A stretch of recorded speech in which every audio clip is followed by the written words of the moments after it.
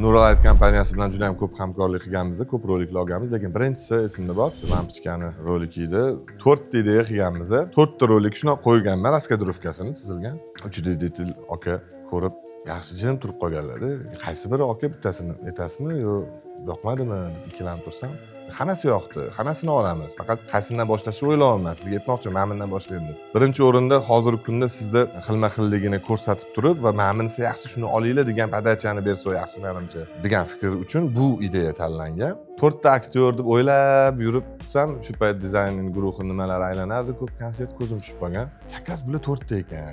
Komplekt bo'lib ketar ekan dedim. Ma'lumot o'rnida u paytlarda hali unaqa Instagram va Facebook rivojlanib ketmagan. Keyin Dilshod aka bilan bog'langanman. Bolalar yig'ildik ofisga, gaplashdik. Endi ularga ham to'g'ri kelayotgan joyi hazilomuz komedik janrda. Aviator degan kartinka bo'lardi oldin shu tochkada. O'sha kechasi syomka qilganmiz. 12 dan keyin yopilardi u payt.